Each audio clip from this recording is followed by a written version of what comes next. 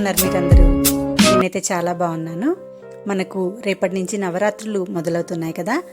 ఈరోజు మనం అష్టాదశ శక్తిపీఠాల్లో ఒకటైన శ్రీ కొల్హాపూర్ మహాలక్ష్మి అమ్మవారి ఆలయ విశేషాలు మరియు నవరాత్రుల్లో అమ్మవారికి ఏ అలంకారాలు చేస్తారు, ఏమి నివేదన చేస్తారు, మీకు ప్రతిరోజు ఒక అలంకారం గురించి అలాగే నైవేద్యాల గురించి నేను మీకు తెలియజేస్తాను.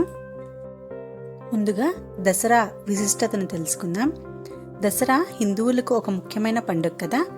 ఆశ్వయుజ శుద్ధ పాడ్యమి నుండి శుద్ధ నవమి వరకు 9 రోజులు దేవీ నవరాత్రులు, 10వ రోజు విజయదశమి కలిసి దసరా అంటారు.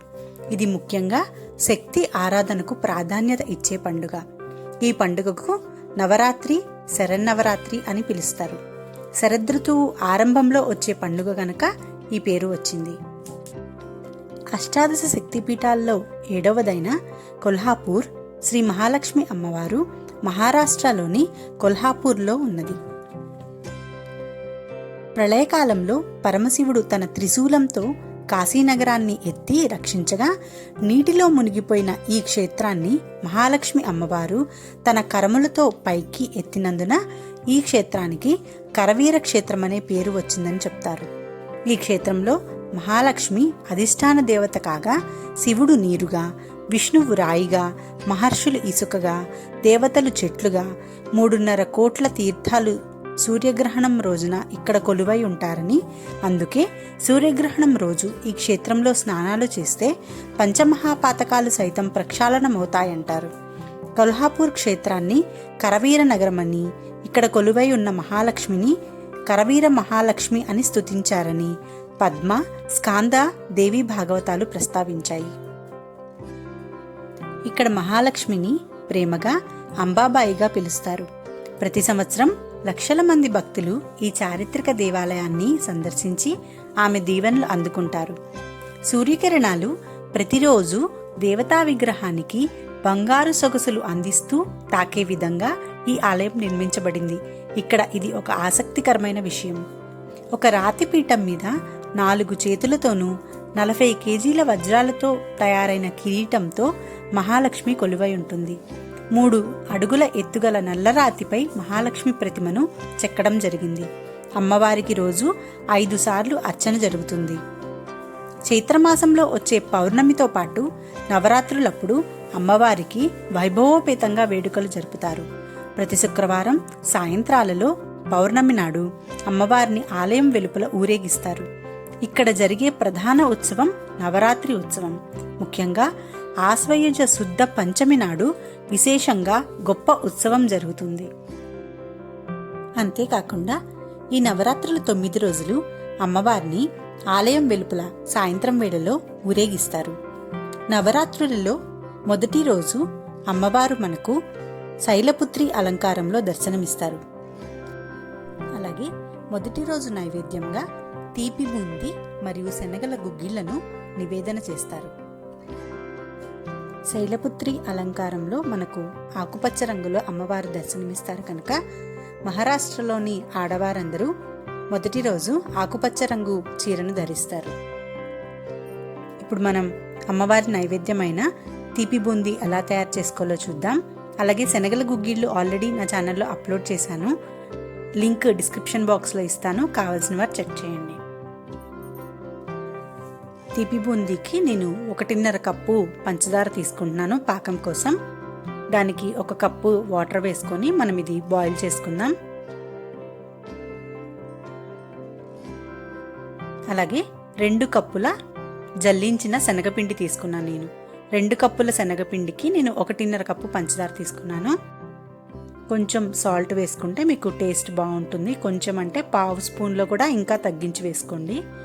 ఇప్పుడు ఇందులో మనం వాటర్ వేసుకొని మన దోసల పిండిలాగా జారుగా కలుపుకోవాలి. మీ దగ్గర విస్కర్ ఉంటే విస్కర్తో ఉండలు లేకుండా పల్చగా కలుపుకోండి. ఇందులో నాకు 1 కప్పు వాటర్ పట్టాయి. ఇది చక్కగా కలిపేసుకొని మనం పక్కన పెట్టేసుకుందాం. చూసారా, ఈ కన్సిస్టెన్సీలో కలుపుకుంటే మీకు బూందీ చాలా బాగా వస్తాయి. మనం పిండి కలుపుకునే లోపు మనం పాకం రెడీ చేసుకోవచ్చు. ఇది తీగ పాకం వచ్చే వరకు మీరు బాయిల్ చేసుకోవాలి. పాకం బాయిల్ అవుతుంది కదా, చెక్ చేసుకుందాం. ఇంకా రాలేదు, ఇంకొంచెం బాయిల్ అవనిద్దాం. ఈలోపు మనం కడాయిలో ఆయిల్ వేసుకొని బూందీ చేసుకుందాం. మీ దగ్గర చిల్లులు గరిటె ఉంటే అది తీసుకోండి, లేకపోతే బూందీ గరిటె ఉంటే దాంతో అయినా చేసుకోవచ్చు. దాని మీద ఇలా స్ప్రెడ్ చేస్తే బూందీ చక్కగా కింద పడతాయన్నమాట. నాకు కొంచెం తోకలు వచ్చాయి, ఎందుకో ఈసారి కుదరలేదు. మనం ఎప్పుడు చేసినా రెసిపీ సక్సెస్ అవ్వాలని ఏం లేదు కదా. ఒక్కొక్కసారి పిండి కన్సిస్టెన్సీ సరిగ్గా రాకపోతే అవి పాడవవు, కాకపోతే షేప్ కరెక్ట్గా రాదు. ఇలా వెంటనే తీసేసుకోండి, లేకపోతే మీకు క్రిస్పీ అయిపోతాయి బూందీ. శనగపిండి చాలా త్వరగా ఫ్రై అయిపోతుంది, ఎక్కువ టైం ఉంచాల్సిన అవసరం లేదు. ఇప్పుడు వీటిని మనం పాకం రెడీ చేసుకున్నాం కదా, అందులో వేసుకుందాం. మీకు పాకం చూపిస్తాను నేను, చూసారా? ఇట్లా వన్ స్ట్రింగ్ కన్సిస్టెన్సీ వచ్చాక మీరు పాకంలో ఈ బూందీ, మనం ఫ్రై చేసిన బూందీ వేసుకోండి.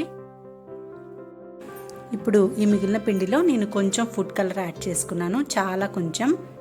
మీ దగ్గర వేరే కలర్స్ ఉంటే ఆ కలర్స్ కూడా యాడ్ చేసుకోవచ్చు.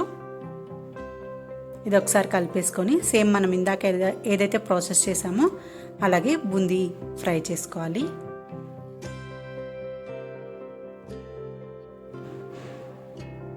ఇందాకటివి బాగా వచ్చాయి, ఇవి కొంచెం తోకలు వచ్చాయి. వెంటనే తీసేసుకోండి. ఇవి కూడా మనం ఇందాక పాకంలో వేసుకున్నాం కదా బూందీ, సేమ్ దానిలోనూ వేసుకొని ఒక 5 minutes ఆర్ 10 minutes ఉంచితే మీకు బూందీ రెడీ అయిపోతుంది. ఇలాంటి ఇంట్రెస్టింగ్ వీడియోస్ కోసం నా ఛానల్ని సబ్స్క్రైబ్ చేయండి, అలాగే మీ ఫ్రెండ్స్ అండ్ ఫ్యామిలీతో షేర్ చేయండి. మొదటి రోజు నైవేద్యంగా మనం తీపి బూందీ అలాగే శనగల గుగ్గిళ్ళను చేసుకొని అమ్మవారికి నివేదన చేసుకుందాం. నా ఛానల్ కనుక మీరు ఫస్ట్ టైం చూస్తున్నట్లయితే లైక్ చేయండి, షేర్ చేయండి, అలాగే సబ్స్క్రైబ్ చేయండి. అలాగే పక్కనే ఉన్న బెల్ ఐకాన్ని క్లిక్ చేస్తే నేను ఎప్పుడు వీడియో షేర్ చేసినా మీకు నోటిఫికేషన్ వస్తుంది.